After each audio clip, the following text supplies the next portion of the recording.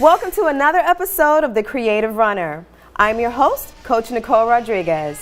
My guest today is not only a renowned distance runner, but an author whose compelling debut novel about a college running coach dealing with his own marriage woes and loss has earned her incredible praise. Here to talk about her debut novel entitled Late Air is Central Park Track Club runner and my teammate, Jaclyn Gilbert. Welcome to the show, Jaclyn. Hey. Thank you. I'm so excited to be here. Well, before we get started, tell me about your half marathon that you ran this weekend. How'd it go? It went well. I ran the Staten Island half, and I wanted to run 1:30, but I went out too fast, and I died at the hill at mile 8, and then I think there was another at mile 9, and one at the end. But I ran 1:33, so I was still happy with that. Yeah, that's a good time. And what do you mean you died at the end? Did you end up walking? No, but I almost, like around the last 800 meters, I thought there's no way I can keep running, but then I kept thinking, you've come this far, there's absolutely no way you're not going to run the last quarter. But I was in pain, and I was really working on my mental toughness and just trying to get to the finish. All right. So. Well, you did a great job. Congratulations. Thank you. Were you always a long distance runner? Yeah, I grew up in Lancaster, Pennsylvania, and kind of on the outskirts of Amish country where there's a lot of open farmland. So as a kid, I always liked to run around there. And then when I signed up for soccer, when my parents, I guess, signed me up for soccer, I was more interested in running than I was kicking the ball. So I just ran cross country in middle school, and then I transitioned into track in high school, and then. I guess I really started to pick up speed as a sophomore, junior in high school, and I ended up being fortunate enough to run at Yale on their Division I track and cross country teams, and actually indoor track, because it's like once you commit to being a distance runner there, you have 3 seasons. So I pretty much ran every season. Alongside studying English and writing. Okay, so yeah. I wanted to get into your writing. What made you study writing in college? At Yale, of all places. Yeah, well, I think that goes back to my childhood too, actually, because I've always written. I never thought, as a kid that I was necessarily going to be a published author, but it was just one of the ways that I think I expressed myself. I wrote songs and poems, mostly about nature. I was obsessed with birds, and I have whole collections of bird poems. I was very dorky. And I've even made my own booth out of, I remember out of, took boxes apart, and I made a little booth so I could show my poems at school. And then I started writing more stories in high school, and some of my English teachers had picked up on it, and I was awarded something in high school. I forget the exact name of it, but I had different moments then that kind of built my confidence, and I just knew I loved to read too. So when I was at Yale, it was just all the classes I was taking had something to do with writing or reading, and outside of all the other classes I had to take for my degree. But I just kind of developed, I guess, my habit of that. So all your life, your entire life, you've been a runner and a writer.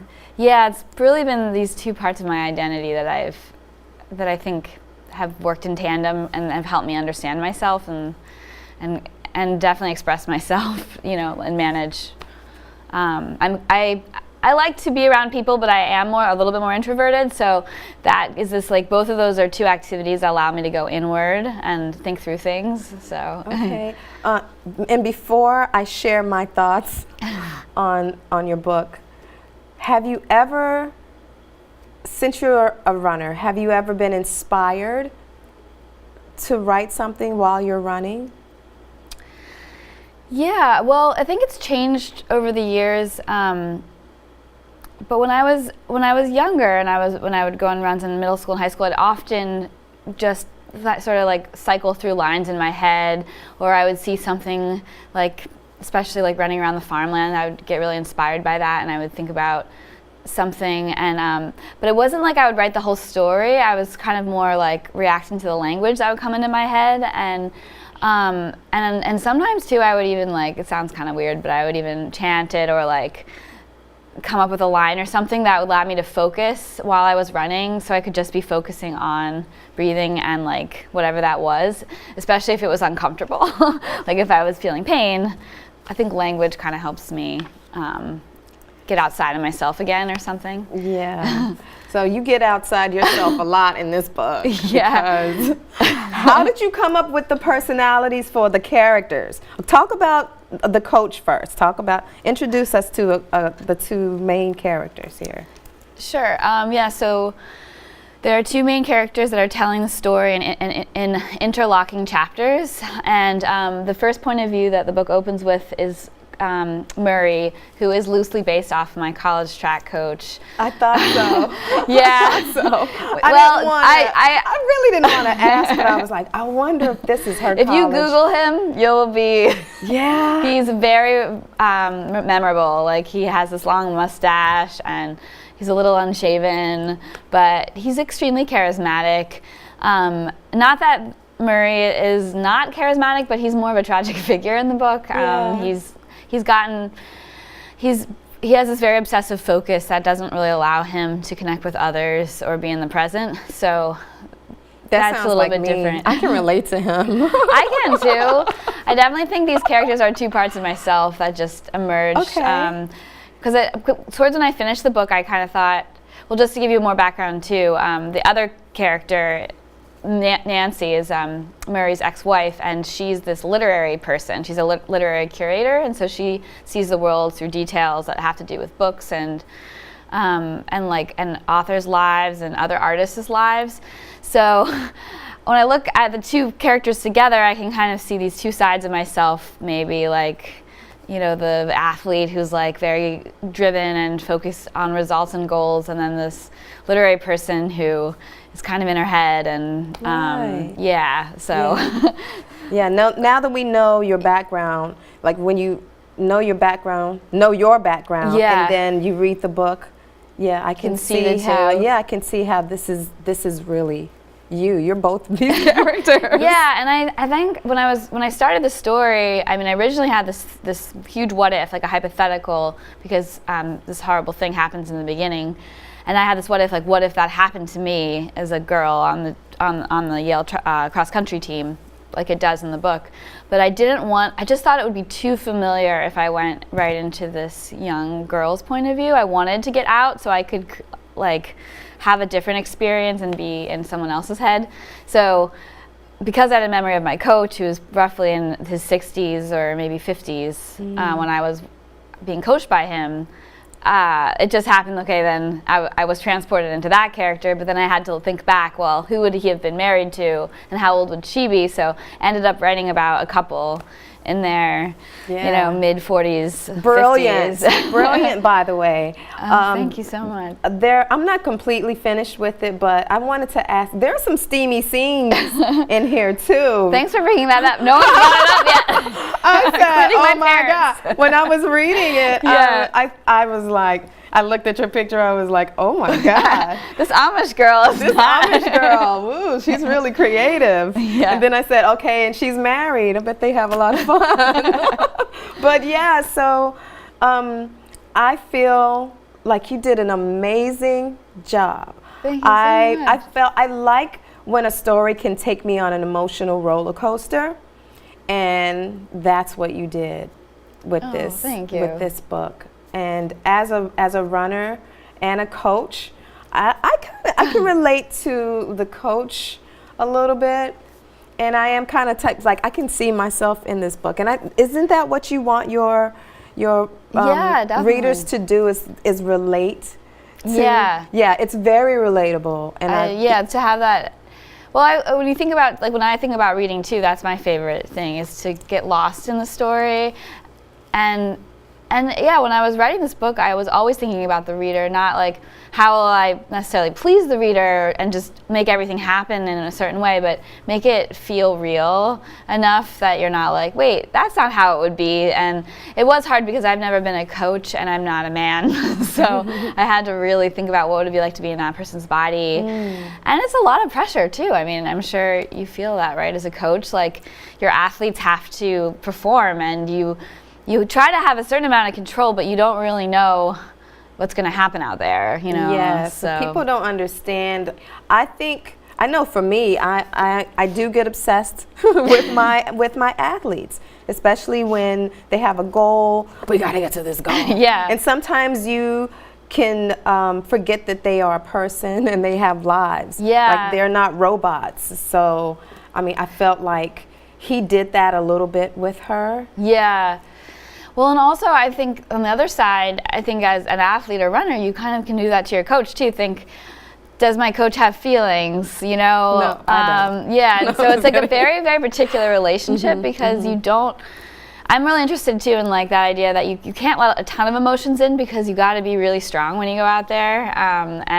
But then we all are feeling things all the time, and so I was looking at what happens when when everything does get bottled up, because there's the one side, which is sports, what you do to compete, but then there's also your life, and you can't always keep it all in. Like sometimes things are just really hard and they seep out from under the cracks or something. But how, as a young athlete growing up and being a woman, how much pressure was that for you? Did you find that you were under a lot of pressure to perform and please the coach? What do you think college women, what type of pressure do you think they go through as an athlete?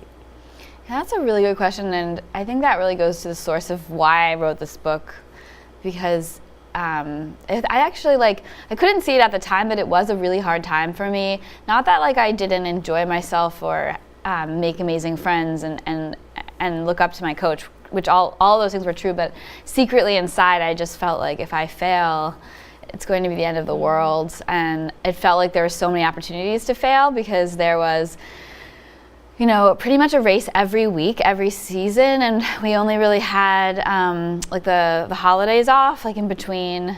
So I felt like my body always had to be performing, and I went through times when it was performed really well, and times when I just felt like I could barely lift up my legs, and it was painful because I was so tired and burnt out. So that feeling of this is happening, but I might fail was kind of there. And then I also felt a lot of pressure to academically achieve, because I put a lot of pressure on myself to begin with, and our team had the highest GPA, or we were known as one of the sports teams at Yale that had a high GPA, so I didn't want to be the loose screw or something in that reputation. And I wasn't, but it was just that fear. So I pretty much, I spent a ton of time in the library. I didn't give myself a lot of time to have fun. And sometimes I think, what would it have been like to be in college when you have so much freedom and your time isn't totally structured into these very small pockets. Right. So yeah. Wow. But I do think a lot of, just to get back to the other question, I think a lot of women, that's something I think we should talk more about, is the pressure for any college athletes when your identity's forming and you might not have a lot of outlets, just to think about what you might want to be experiencing at that time versus the sport that you're committed to. Right. Well, maybe we can get together and talk more about that. Yes, at another time. So Jaclyn, tell me, where can we get your book? Well, it's just come out, so the fastest way to get it is on Amazon. You can also order it on barnesandnoble.com and through IndieBound, which is the Independent Bookstores Association, because it is Little A, the publisher, is a boutique publisher. It's part of Amazon, but it's a boutique publisher, so they work with IndieBound. So you can go on their site, and you can also go to Powerhouse Bookstore in Brooklyn. Amazon Bookstore in Time Warner, and I think there are some other locations. Unnameable Books in Prospect Heights, and I'll probably have more updates, but I'm working with booksellers now just to see which ones are going to be carrying it. So Okay. yeah. And when are you doing cross country? Are you going to be doing indoor track? What's coming up for you as far as running?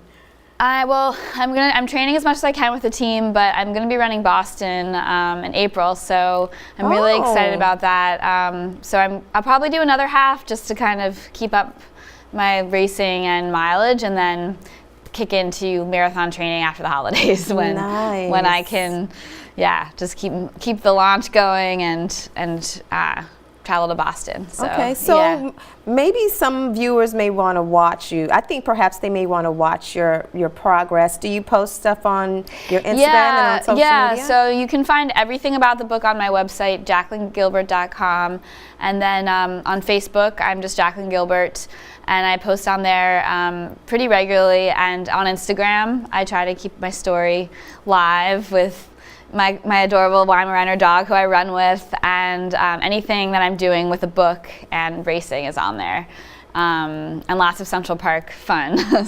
And the other thing is my launch event is through New York Road Runners, so that will also be covered on my social media to bring all these different running communities together. Fantastic. Well, thank you so much for coming, and you guys have got to go check out this book. It will take you on a roller coaster ride just like it did for me. Guys, gotta check it out. Thank you for coming, Jaclyn. I'm Coach Nicole, and I want to thank you for letting us bring you up to speed at The Creative Runner.